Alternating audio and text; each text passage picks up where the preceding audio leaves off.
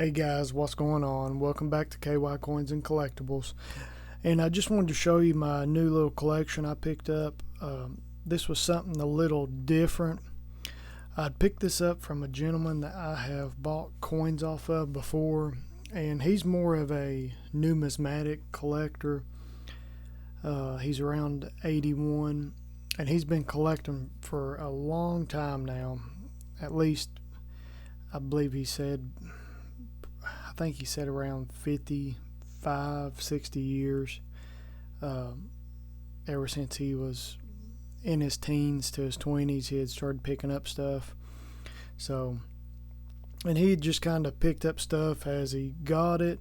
He also was a big metal detector. He still metal detects when he can. He'd been going through some health issues and just wanted to start parting ways with some of his collection. And this was part of his collection that he hadn't really focused on, nor did he really want to complete the set. And like I said, he just collected as he seen it, and he just put a set together. So it wasn't a big part of his collection, just a side piece of it. So I asked him if he had anything he was ready to sell, and I always kind of ask him. We talk coins, and he said, "Well, I'll sell you this." So I was lucky enough to get this little collection off of him. It's not a complete set. It does have some better dates in it, but as you can see, it's the Standing Liberty Quarters, or SLQs. I really like this set. I think it's a fun set to put together, and it's one of my favorite designs out of all U.S. currencies. I really like the older bust, cap bust stuff, but newer stuff, I love the SLQs. I think they have such a unique and standout design. They're just beautiful, and they have a good history to them. They didn't really make them that long. I believe they started in 1916 and they went through 1930s. And this was a hard time in history. So a lot of these you'll see have a lot of wear on them. I mean, you had the Depression going on. And it's the same way with the Liberty half dollars, the walkers. They're kind of the same way. You'll find a lot of those are wore out. It's just because people couldn't really hoard them up and keep them. They had to spend them. I mean, if they had a quarter or a dollar or a half dollar, they pretty much had to spend it. Couldn't really keep a lot of money and hoard it up. So a lot of these SLQs, these Standing Liberty Quarters, you'll notice are wore out. But I love seeing one in good condition. They're really, I think they're harder to find in mint state. But you can find them in good all day long, to very fine, and sometimes AU. But they're just amazing. And when I seen this collection, I was like, I'd like to buy it off of you. And he's like, sure, let's work on a price. And I got them between $9 and $12 a piece. We worked out a good deal. He was very happy. I was happy. He had brought in a few other things to show me, and I'll kind of just give you a little story here before I start going through these. He's been doing it for a long time, and I have bought some older collections, and they have been in these old Coin Master books. And I'll show you one here. I've got one. It's brown, kind of looks like a Dansko, but it's totally not. And I've got a video. I'll try to post it up here, up in the corner. I've got a video of me cleaning some piece dollars that have been in this. They actually came in this Coin Master book, and he had a few of these Coin Master books. So I guess they were really popular back when he was collecting, because he had two of them and they looked like they were busted. He had tape on it holding it together, and he had the barber quarters in there. He had a dime set, and he had a few other things. And I was telling him how bad the sets I have bought before, that piece dollar set that I just showed you in that link, how bad the PVC was on these older albums. And as I was looking through his, I noticed his was the same way. And I told him, I was like, you may want to get these out and get them into another holder. I mean, he didn't really seem to care. I think a lot of these older collectors, whenever they was putting their set together, this was kind of the new and fancy album to use. Well, 30 years later, because he said he probably put a lot of these coins in this holder 30 and 40 years ago. So they've been in there that long, and the PVC is starting to be pretty noticeable. And there was a few of them here that and these actually weren't as bad as the other ones, but you can start to see, maybe, I don't know if it's as noticeable, but how they starting to get a little green tint around the edges. And there was one in here that was worse than the other ones. I don't know how noticeable they'll be on camera.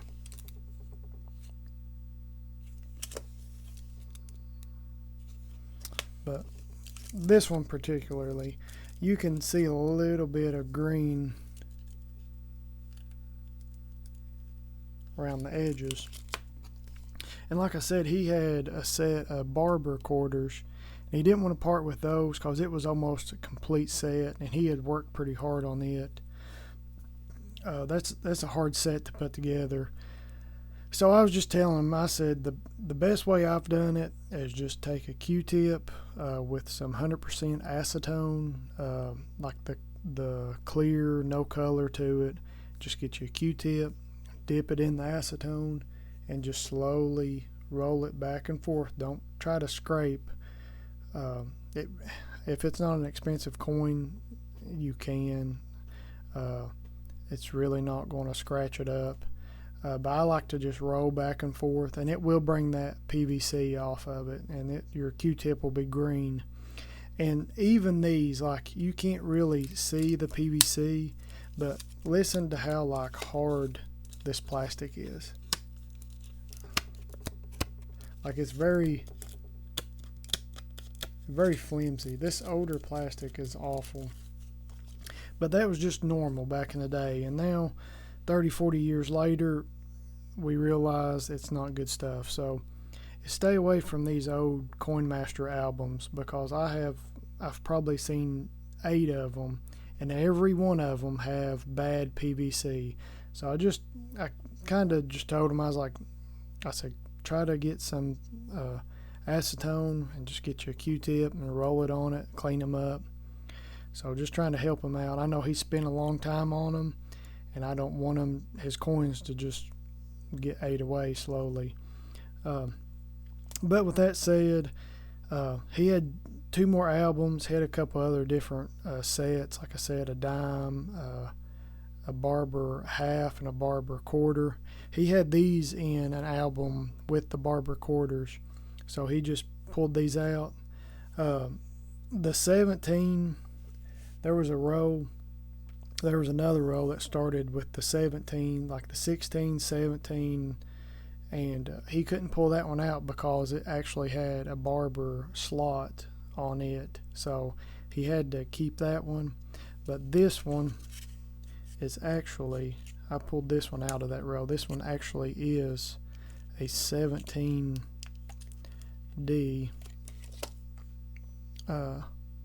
This one's a 17D.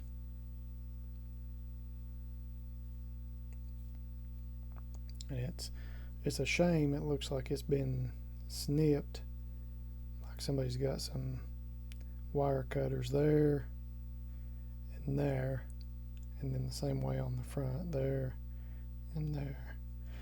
So I don't really know what caused that. It looks like somebody just had barely cut it with some wire pliers or something. But this is a type 1, the 17D, and the best way, I'll just dive right into it. They in 1916 and 1917, they made 2 different varieties. They made, the first variety was Lady Liberty, and she had exposed breast on her chest. So in 1917, the second variety, the later part of the year, everybody got mad and wanted it to change, so they put some chainmail on her, and that way it covered their breast and it still looked good. So the variety 1s, or the type 1s, or they say variety 1 or type 1, same thing. They're a little more expensive. They made fewer of them, so they're a little more desirable. The 1916 is really hard to find. Everyone I've seen online in good shape or fair or poor, they've all been $2,000 or $3,000. So they're pretty hard to find in good condition. If you do, you just have to pay a few $1,000s for them, at least. But the earliest one he had was this 17D variety 1, which they only made a little over 1 million, a little over 1.5 million of them. And in the book, I've got the book over here to the left, and G4, they're about $30. So I figured this one was in pretty decent shape. And then the next one's the 1920D, or this one's actually the 1920 Philly. And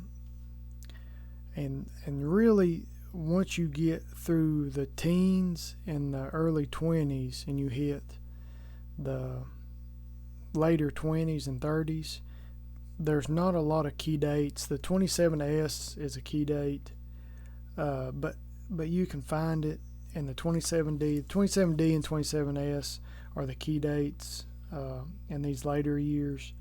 A couple of these earlier years are a little harder to find, but they're really not that bad, like the 19S. I believe the 19S is a little harder one to find, and the 19D.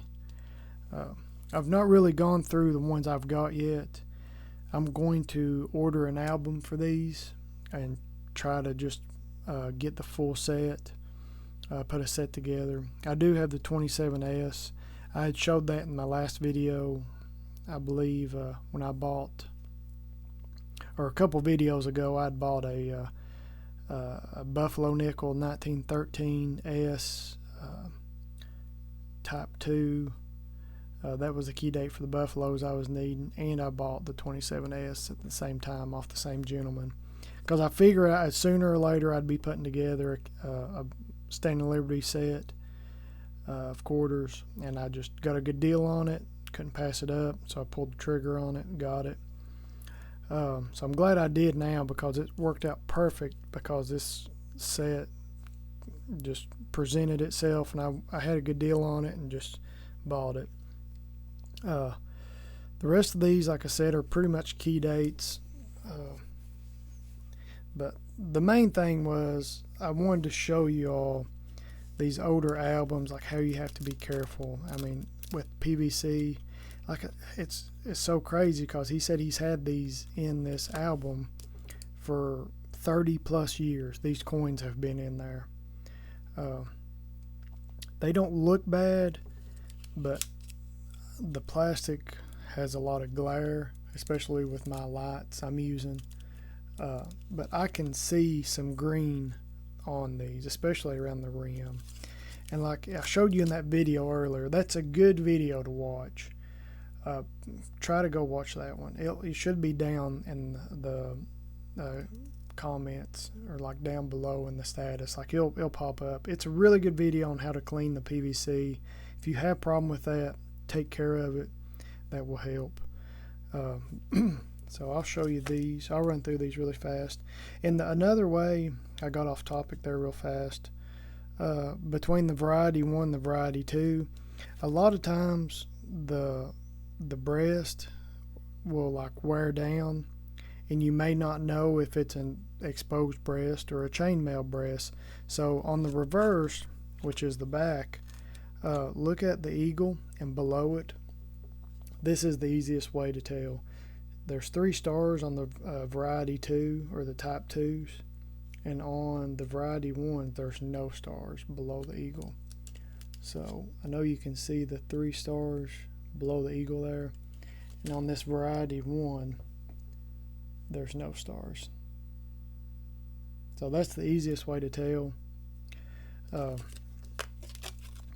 1920 is not bad, and honestly I have a hard time grading these SLQs because they're so different between a good to fine to very fine, and you really have to know how to grade these so you don't lose a lot of money, because it's hard to tell between grades on these for me.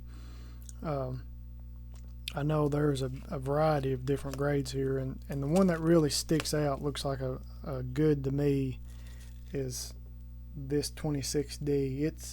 It probably has the most wear out of all of them. But some of these actually have some detail left on them, and this one has a little bit of luster left because, and that one's been cleaned because it's a little shiny. But look at the difference, and I'll actually take this one out because it looks like it's in, and these things are so hard to get out of there. And you can see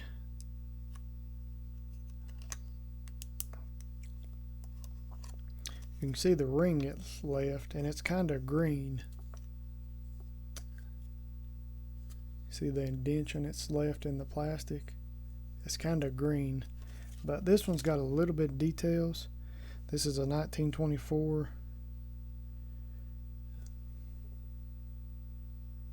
It's got a little bit of toning on it, but that one's got some, you can tell it's original luster on it.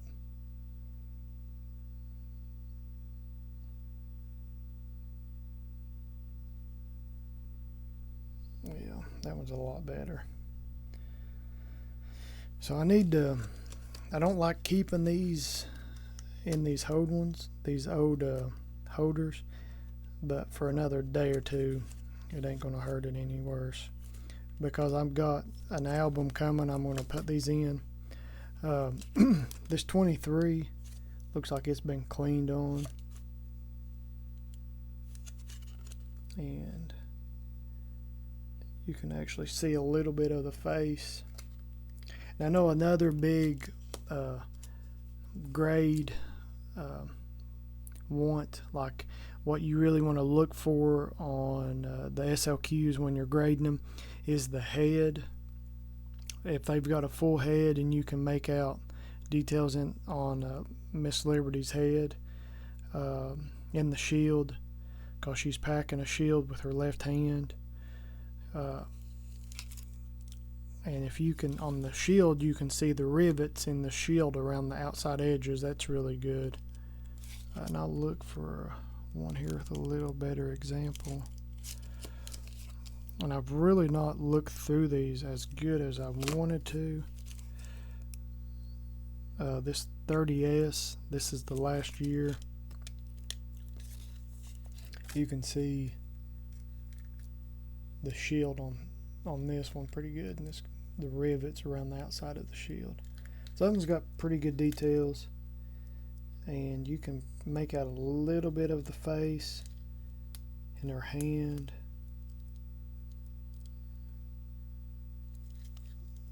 So that one's really neat. That one's in pretty good shape too. It's got a little bit of luster left on it too. I'm going to show you the reverse on these. But anyways, we got the 23, 24, and then it jumps to the 25 through 27s here.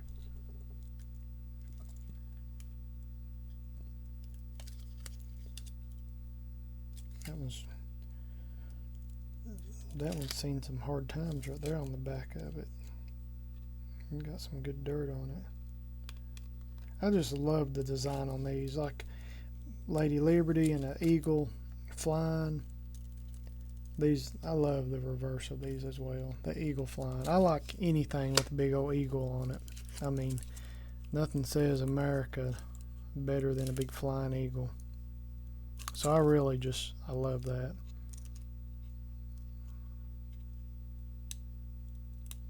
Just sit here and looking at them, and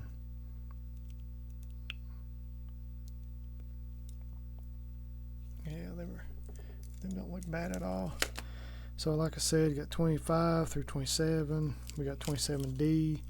I've got 27S put up, 28, 29D, 20S or 28S, San Francisco, 1929. 1929D, 29S, 30, and 30S.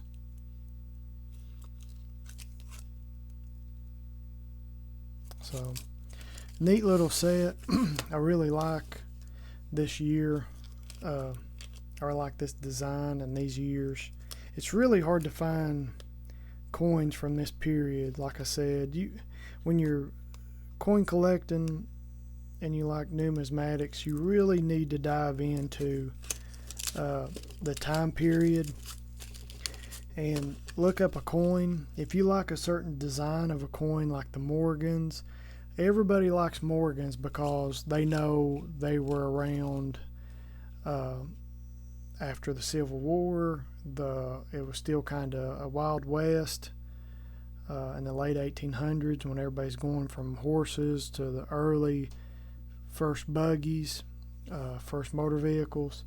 I think that's one reason a lot of people really like the old Morgan dollars, just because it was a big coin. You never know, it could have been in a gunfight, or I mean, it's just, there's so much history behind it, and I think that's one reason a lot of people really like those still. And I like all coins like that. Whenever I like a design, I like to know what was going on during these years, because it was hard. I mean, times were hard. People couldn't throw back a quarter and put up. I mean, you had to go buy groceries for a week with this. A lot of people, I believe, got paid. They probably only made a quarter a day. So, I mean, this would have been a day's pay. And it was just, you had to spend it. You couldn't, I mean, it's probably like trying to put up a $50 bill or a $100 bill now. It's hard to do. It's very hard to do. I mean, you've got bills, you've got groceries, everything's expensive. And then during these years, you had the First World War, and then you was really after the 30s, you was getting into the Second World War, and you had Great Depression going on. I mean, you had a lot going on, so it was hard for people to just put coins away in general. And that's why I really like numismatics. It's just the rich history behind it. And I think it'd just be so cool if you could just pick up a coin and just follow the life of it from when it was struck at the mint, and every hand that coin has touched since 1917 coming out of the Denver Mint. That would be so cool, and I think it would really put perspective into people's eyes about history and what people went through, and it'd really make you appreciate stuff today. So that's one reason I like coin collecting. I know a lot of old timers and people that collect, they kind of feel the same way, because I like talking about it with them, and you can kindle a friendship over a common interest. And a lot of these older guys I talk to, they like coins, and I always ask them how they got started, why they got started, and just what made them fall in love with it. And it's kind of always the same thing. So it's really neat hearing everybody's story. So I just wanted to show you this little collection and just talk a little bit about coins in general, because that's what I love to do, and I'm glad y'all keep coming back watching my videos. Nothing really special, no big Morgans or anything in this video, but I do like the set, and as I put it together I'll keep y'all updated. I'm going to try to put a set together of about everything. I guess I've got Walkers, Kennedys were pretty easy to put together, Morgans, piece dollars. Still working on my large cent. I'm going to start doing some barbers. Barbers are a hard set to put together. There's so many barber coins. And that's one reason I was kind of reading about the Standing Liberty Quarter. McNeil, the guy that made this design, and the treasurer at the time at the mint, I believe it had been 25 years. They had ran the barber coin for over 25 years, and I believe you're allowed to change the design after 25 years.